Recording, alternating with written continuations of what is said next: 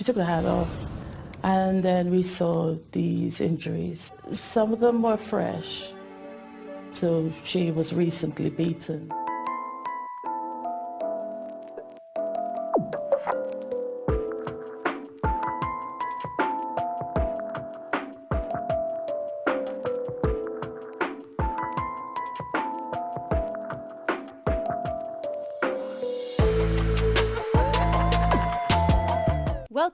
Welcome back. I'm Cassie, and this is A Wicked World.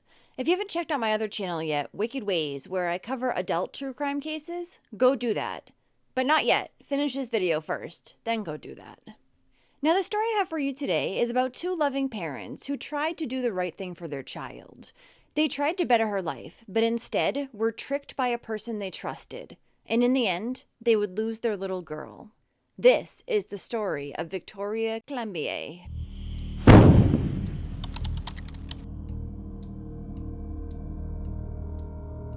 Victoria Climbie was born on November 2nd, 1991, in a small village called Abobo, near Abidjan, the former capital of the Ivory Coast in West Africa.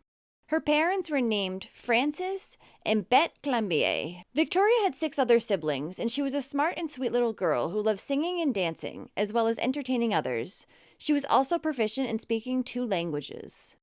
As of 1998, the country that Victoria lived in was in the midst of civil wars, had high levels of poverty, and illiteracy was also extremely high amongst women. Additionally, Victoria's family did not have a lot of money. So in October of 1998, when the family received a visit from Victoria's distant aunt, Marie-Therese Kouau, who lived in France, and she volunteered to take Victoria back to France with her to give her a better life and a proper education, they gladly accepted. Her plan was to pretend like Victoria was her biological daughter. And 7-year-old Victoria was very happy that her aunt had chosen her instead of one of her siblings. She couldn't wait to start her new and what Victoria believed to be a better life in France. But not long before Marie-Therese and Victoria were expected to head to France, Marie-Therese would tell her parents that their daughter was no longer going by the name Victoria. She would be going by the name Anna. This was because Marie had planned on taking another little girl who was related to her back to France. This little girl's name was Anna Kouau, but shortly before they had left, her parents changed their minds. The thing was, Marie had already gotten a passport for this little girl, so she told Victoria's parents that she didn't have time to change the passport, and that's why their daughter needed to go by the name Anna. Additionally, Marie-Therese would end up giving Victoria hair extensions so that she better matched the picture and they could get through border control with no problem, which they did. Now, unbeknownst to Victoria's parents, Marie-Therese only wanted their little girl for better state benefits. She believed that having a child would prioritize her on things like housing lists. So in November of 1998, Victoria left her parents' home with her favorite doll and the new pink tracksuit that they had bought for her, to go live with her aunt Marie-Therese in France. Her parents were hopeful that their daughter would get a good education and live a life free of poverty, but they wouldn't get what they expected. Not even close. Once Victoria and Marie arrived in Paris, France, she enrolled the girl in school as she had promised. But by December of 1998, only a month later, the school issued a child at risk notification, and social services was called. Now, the school wasn't only worried about the fact that Victoria's attendance was at 50%, but they had also noticed cuts and abrasions to her head, and they had noticed that she had been falling asleep in class a lot. Her Aunt Marie, however, told her that Victoria, or Anna, suffered from a dermatological condition, and even provided them with fake documentation proving this. Social services, as I said, had gotten involved, but when they went to Marie's home to see if she was there, she wasn't. They would find out that she had moved out of the country. Social services had also been informed by Victoria's school that the last day she had been there was March 25th, 1999. And on that day, her head had been shaved and she was wearing a wig. Under the wig, her scalp had cuts and bruises all over it. So Marie-Therese had taken her niece and relocated to the UK. Here, they would first stay in a bed and breakfast for a few days, before social services would then put them up in a hostel. A hostel that was said to be dirty, full of cigarette smoke, and had people coming in and out all the time. Not a place that was safe for a young girl. Now, Marie had fled France, not only because she was afraid that authorities were going to take action because Victoria wasn't attending school, but she also owed the authorities £2,000 in child benefits. So after their move, Marie-Therese would end up securing herself a job at Northwick Park Hospital. However, she made no effort to enroll Victoria in school. Instead, she hired a babysitter named Priscilla Cameron to care for her. She stayed with us each day during the week. Quite friendly, liked to smile a lot, quite a lot. And she took a shine to my brother Patrick. If she's ever had any time as a child should have been, it was that time she spent at the Cameron's house. Soon, Priscilla began to notice odd things about Victoria. She had noticed that she had small cuts all over her fingers. But when Priscilla questioned Marie about these, she told her that Victoria would grab razor blades and she would just sit down and cut herself. We asked her, Mary, why she's got cuts on her fingers, and she said, oh, she finds the razor blades and she just sits there and she just cuts herself. Well, we thought that was strange, because why would a child, just sit down and cut themselves with a razor blade? Between April 26th and July 7th, Marie-Therese visited social workers 14 times. 7 of these times, Victoria was with her. She was trying to secure herself housing. And while there, one staff member noticed Victoria and joked, saying that she looked like the child on the Action Aid poster. But the reason the worker had said this was because she was under the assumption that Marie was just trying to present her and Victoria as worse off for sympathy, money, and housing. This was the first chance to save Victoria's life, and there would be many more after. That June, Esther Acha, a distant relative of Marie-Therese, anonymously called Brent's social workers after seeing Victoria. And she told them that she feared the girl she knew as Anna was being abused. She'd seen Victoria soon after her arrival and noticed that she was wearing a wig, which was very odd for a child. When Esther had removed the wig from Victoria's head, she noticed cuts and blisters. But Marie simply told her that the girl had had an accident with a boiling pot of water. Oh, this is Anna. We started chatting. Obviously, the girl knew she wasn't Anna, but she was responding to Anna because she had been briefed that way. It wasn't long before Esther began to sense something was wrong. The only thing about the child was that the child was wearing a wig. And I found it very peculiar. And we took the wig off, in fact, and there were little blisters on the head. And he said the child had some either hot water accident or something. So, that's it. The child was quite happy wearing the wig. When he took it off, he just put it back on. Now, Esther also noticed that Victoria was very timid and always waited for permission from Marie to do anything. Victoria's English skills were also limited, so she was unable to communicate with Esther or anyone else and tell them what was going on inside Marie's home. Esther would visit with Victoria and Marie again 6 weeks later, and when she did, she was shocked by how much weight Victoria had lost. It was also hot out, and Victoria was wearing long sleeves and long pants. Additionally, she had a cut on her cheek. Marie, however, just brushed off Esther's questioning and told her it had been an accident from falling on an escalator. However, that does not explain her weight loss. I noticed a scar on the right cheek, and I said, what's happened to the child, this bruising or scar? And she told me that the child fell from escalator. They were going to the city and fell down, and the escalator caused the bruising. After this visit, Esther made a second call to social services to make sure that things were being taken care of. They assured her it was. It was not. And I told them my concerns, that the house wasn't very clean, was dirty, people were smoking, and the room was small and untidy, and Anna didn't look very well.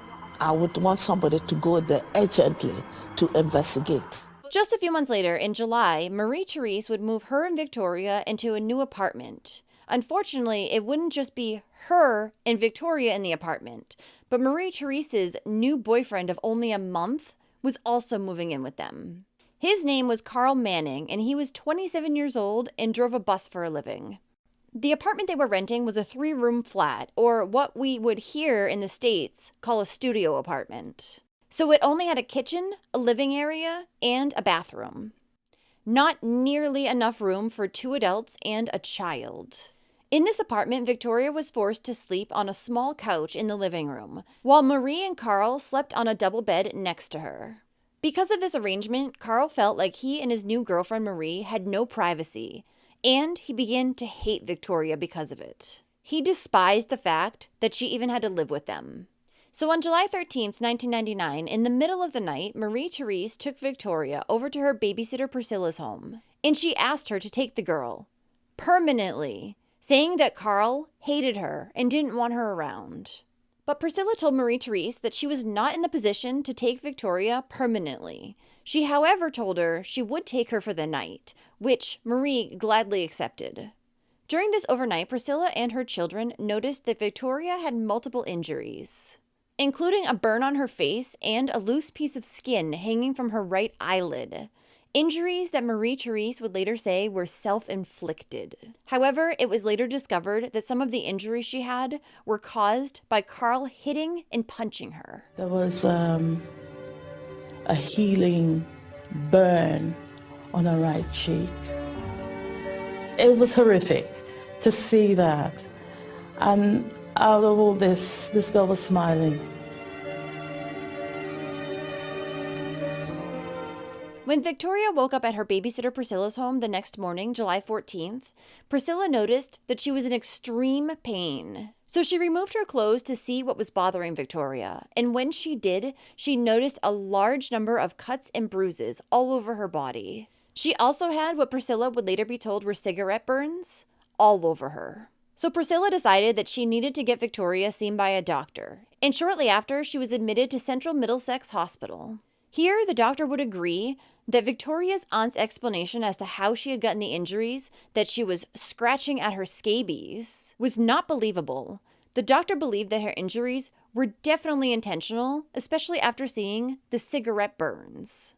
However, this doctor would end up being overruled by another consultant pediatrician, saying in fact that the injuries were just from Victoria scratching her scabies, and then a letter was written saying that there were no child protection issues. But only a little over a week after this visit, Victoria was again admitted to the hospital, this time North Middlesex Hospital. She was suffering from scalding to her head and face. And while her injuries were absolutely horrific, Victoria's seen in photos taken at the hospital, still smiling. Marie-Therese explained to doctors that Victoria herself had held her head under scalding water in an attempt to get rid of the scabies. She did it to herself, of course. While she was there recovering, the nurses also took to Victoria and bought her a pair of pink wellies. She would play in these and be seen twirling up and down the hospital halls. But the nurses would notice a big change when Marie-Therese came to the hospital to see Victoria. To them, the relationship between them was more like master and servant than mother and daughter. Once Victoria had become so frightened that Marie-Therese was there that she had wet herself. There were even notes taken at the hospital on this trip saying that there were belt buckle marks found on Victoria's body. But during her entire 2-week hospital stay, social service workers never once asked her what had really happened to cause the injuries, and Victoria would be sent back home with Marie-Therese as soon as she was released. Doctors now believed that the little girl was being abused. However, they mistakenly thought that social services and the police already knew about it. Probably should have confirmed that, though, instead of just guessing. A police constable had actually been assigned to check up on Victoria, but she wouldn't end up doing so because she said she was afraid to get scabies from the family's home. Additionally, no health visitor made any follow-up with Victoria after she was released from the hospital. As Victoria and her Aunt Marie were now living in a new district with Carl, Victoria had been assigned a new caseworker named Lisa Arthurworry. She had just barely qualified for her job with 18 months of experience and still should have been closely supervised at this time, but was not. In August, Lisa would make her first of 2 visits to Carl's flat where Victoria was living. She claimed that the flat located at Somerset Gardens was much better than the one she normally saw. It was neat and clean, and Victoria was well presented, she claimed. But Lisa didn't even speak to Victoria during her visit or address the fact that she wasn't receiving proper education. Around the same time, a consult pediatrician from North Middlesex Hospital, where Victoria had been treated for her burns, wrote to the hospital's connection with social services, saying that she had enormous concerns that Victoria was being abused by Marie. The worker whom she had sent this to, Petra Kitchman, would say that she didn't receive this letter for 7 days, and when she had, she gave it right to Lisa. But Lisa denied this. Lisa's second visit to the apartment was in October, just days after Carl had started forcing Victoria to sleep in the bathtub every night. Fear and beatings had caused Victoria to become incontinent, and she would soak the sofa she slept on. So Carl decided to start making her go to bed in a bin liner that was inside the bathtub.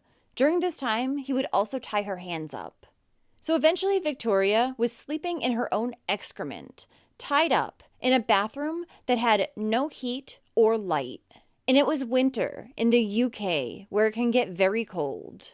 When the couple decided that they did want to feed Victoria, which was not all the time, they would put her food on a plate, and since her hands were still tied up, she would have to eat by pushing her face into the plate like a dog would. Marie-Therese also befriended a couple around this time, named Julian and Chantal Kimbidima. Victoria and Marie would visit their home a few times over the next several months. According to Chantal, Marie would always scream at Victoria, but never show her any affection. She said that the little girl was always timid and seemed extra nervous anytime Marie was in the room. At the end of October 1999, the social worker, Lisa, went over to Marie-Therese and Carl's apartment to tell them that their housing application had been unsuccessful. Prior to the social worker's visit, however, the couple had coached Victoria to say, "Why can't you find us a home? You don't respect my mummy." To this, Lisa explained that she could only find them accommodations if Victoria was at risk in her current home. Then, just 3 days after this, Marie-Therese rang up social services telling them that Carl was sexually abusing Victoria, which meant she was living in an at-risk home. Guess she needed new housing now. When the social worker explained to Marie-Therese that before she got her new flat, Victoria would need to be examined and Carl would need to be arrested, suddenly she dropped the allegations. Social services then decided to just initiate another meeting with Marie-Therese instead of investigating. After this visit in October, Victoria's social worker, Lisa, would try to call, write, leave messages, and even visit the family's apartment on her own time after work hours. But all of her inquiries were ignored by Marie. But without any evidence other than being ignored, Lisa wrote in her notes that the aunt and Victoria had left the area. They did not. So for the remaining 4 months of her life, Victoria was on her own. She was starved and beaten daily. In February of 2020, Marie-Therese would take Victoria out of the home, which was rare, and she would bring her to her church because she was looking to get the little girl an exorcism. She claimed that the horrible condition she was in was caused by a devil. And while there, a member of the congregation told Marie-Therese that she needed to get her niece to the hospital. The very next day, February 25th, 2020, after having no contact with Victoria, social services decided that it was appropriate to close out her case. That very same afternoon at 3:30 in a London hospital, doctors would declare 8-year-old Victoria dead. She had been suffering from malnutrition and hypothermia. In fact, her core temperature was so low that doctors couldn't even read it using their normal equipment. At the time of her death, Victoria had over 128 injuries on her body. A pathologist who later examined Victoria's body said it was the worst case of child abuse he had ever seen. Now, it's not known exactly how long Marie-Therese had been abusing Victoria for, but it had been for at least a year. And in the time she had Victoria, she had sent 3 messages to her parents, all saying that the girl was in good health. Marie-Therese would immediately be arrested at the hospital, and a murder investigation was launched. Marie-Therese told the police that the girl was happy and in good health a week before her death, but her condition had rapidly declined after she refused to eat food for 3 days. Marie-Therese claimed that she didn't send Victoria to school because of her incontinence and her habit of hiding feces in other people's food. She also claimed that she was a good mother and a purely innocent person. The following day, Carl was also arrested, and police were shocked about his openness during his interrogation. He talked about punching Victoria and the use of a shoe to beat her. Other times, he said he would take a bicycle chain to her body and head. And during both of their police interviews, both Marie-Therese and Carl claimed that the little girl was possessed by demons. I think you guys are the ones possessed by demons. Carl Manning and Marie-Therese Kawau were both charged with the murder of Victoria Climbie. When detectives searched the flat for any forensic evidence, they found that while Carl had been very forthcoming during his interrogation, he had tried to cover up evidence of Victoria's abuse by cleaning the apartment with bleach. Despite this, however, they were still able to recover blood samples from the walls and the bath. There was also blood found on furniture in the living room. And detectives also found discarded tapes that had been used to bind Victoria's feet and wrists. Victoria's parents would have to make the awful 3,000-mile journey to identify their dead daughter. And 1 month after Victoria had died, her social worker, Lisa Arthurworry, and her manager, Angela Mares, were suspended with pay. In November of 2000, both Carl and Marie-Therese would go to trial, and the trial would last over 2 months. Carl denied his charge of murder, but pled guilty to child cruelty and manslaughter. Marie-Therese denied all her charges. Marie-Therese's defense during her trial was that Victoria was possessed by demons, and she would maintain that throughout.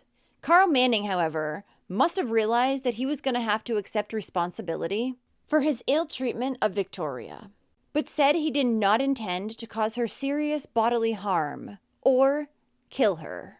Some of Carl's statements during the trial were almost incomprehensible.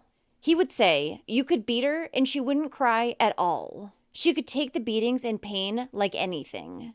But while Carl did at one point appear to show some remorse, Marie-Therese never did. And more things that had been done to Victoria would emerge during the trial. One of these things was that Marie-Therese had used a hammer to break her toes. But neither Marie-Therese or Carl could give any type of explanation as to why they treated Victoria like this. One suggestion was that Marie-Therese thought she was going to get better benefits since she had Victoria, but when she found out that wasn't going to happen, she had taken her frustrations out on the child instead.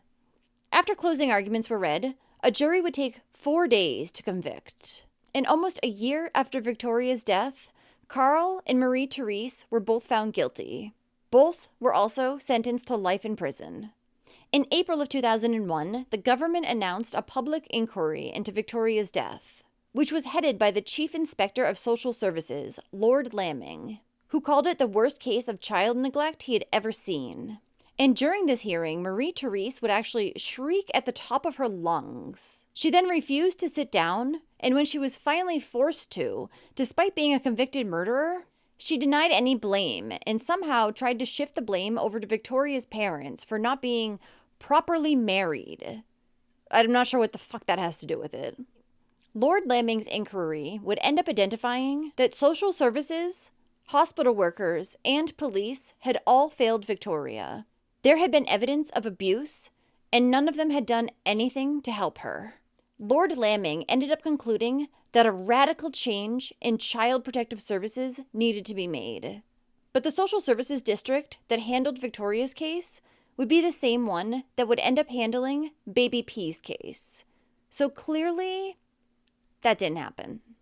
And both the social service worker, Lisa Arthurworry, and her manager were dismissed in November of 2002 for gross misconduct following disciplinary hearings. And Victoria's father, Francis, publicly said that he did not consider his daughter Victoria's life as lost because of the chance it created to change childcare for the better. He and his wife actually started a campaign to build a school for children on the Ivory Coast, and they were eventually able to build that school for 360 children. They hope that by providing education there, other parents like themselves won't feel the need to send their children away for a good education. Victoria's father said, "Do not let her death be in vain." Victoria was finally laid to rest in her hometown on the Ivory Coast.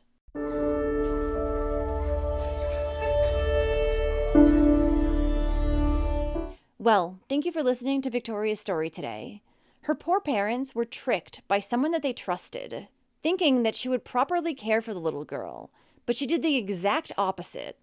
And not only did she not protect her, but social services, whose job it is to protect her, didn't either. Sweet little Victoria thought that she was in a new country and she was excited to be on a new adventure. But sadly, everything she was promised turned out to be lies. So if you do like true crime and you want to hear it from me, then don't forget to hit that subscribe button below and turn on those notifications too, so you'll know when I upload a new video, which is about 2 times every week. Thanks for watching A Wicked World today. Until next time, take care guys. Bye. Thank you to all the patrons of A Wicked World. Now, there's even more of A Wicked World on Patreon. So check it out at patreon.com/awickedworld or use the Patreon app. You'll have access to exclusive videos each month and more. Any support truly helps to make sure the victims never get forgotten and to highlight the shortcomings of society associated with each case. Also, if you haven't yet, go check out my new channel, Wicked Ways. Do you have a suggestion for a case you'd like to see me cover?